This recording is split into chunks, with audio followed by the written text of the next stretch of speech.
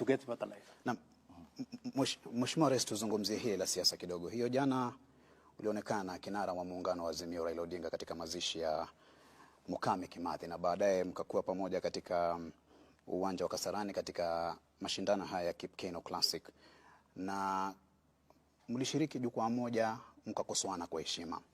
Lakini wanasiasa wa pande zote mbili, serikali Kenya Kwanza na upande wa muungano wa Azimio, wanapokuwa katika majukwaa na wafuasi wao wanadhihirisha cheche, na baadhi ya wafuasi wanachukulia hili kama swala la uadui. Utawaambia nini? Na zaidi pia ulisema kwamba unajua hatma ya maandamano ya Raila Odinga. Je, umeanza kuishughulikia hiyo hatma?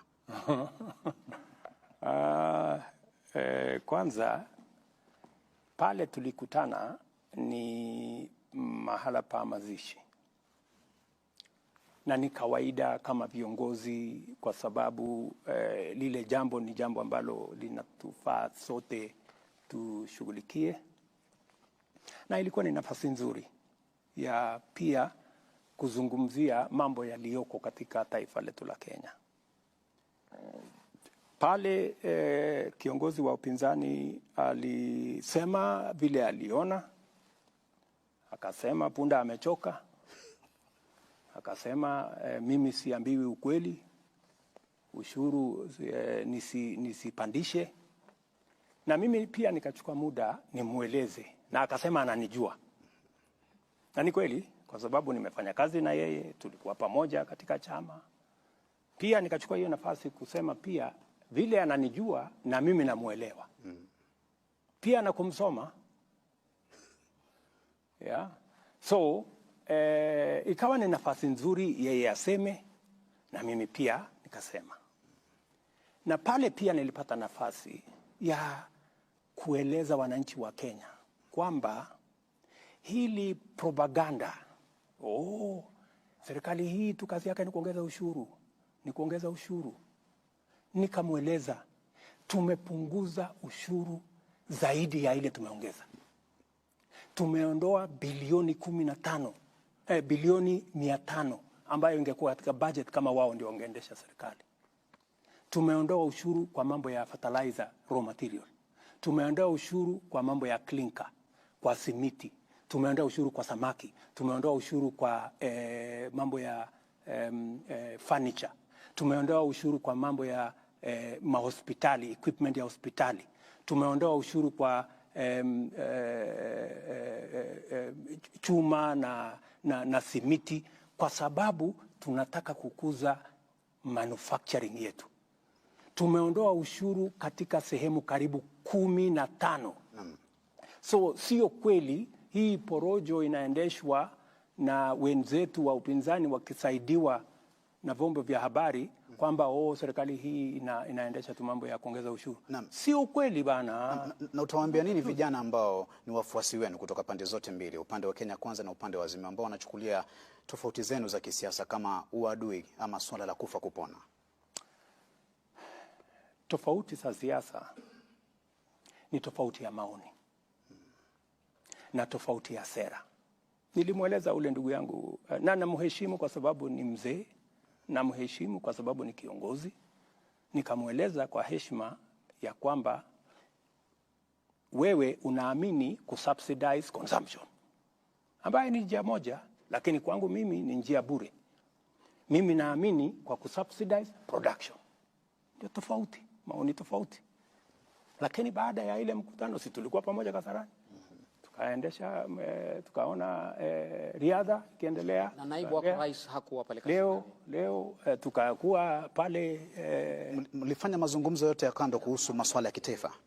Tulikuwa hapo mzungumza chochote kuhusu? Wacheni fitina bwana. Mr. President, uwepo wako na ukaribu wako, msisome mambo ambayo hayako. Uwepo wako, mzungumza chochote kuhusu mazungumzo kati ya serikali na Kenya Kwanza na Azimio? Wewe unasema my deputy hakuwa Kasarani. Ni huyo amesema. Ni mimi ndiye aliyesema. Sasa nakuuliza wewe, alikuwa amekuambia atakuwa Kasarani?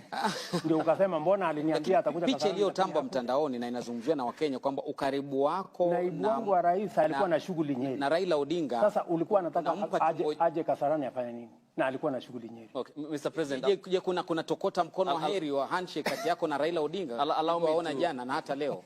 Allow me, Mr. President, Hatuja. to get to the substance element of that conversation in Nyandarua County yesterday. And you premised your government on growing the revenue streams and scaling down on borrowing. That's what you campaigned on? Absolutely. Okay. And I am spot on. Okay. Allow me to quote this Treasury data, which shows between October and April, that is last year until April the previous month. Treasury data shows that the new administration, the Kenya Kwanza administration, tapped into loans worth 425 billion Kenya shillings, which is more than 434.6 billion that the Jubilee government borrowed in the same period when it came to power in 2013.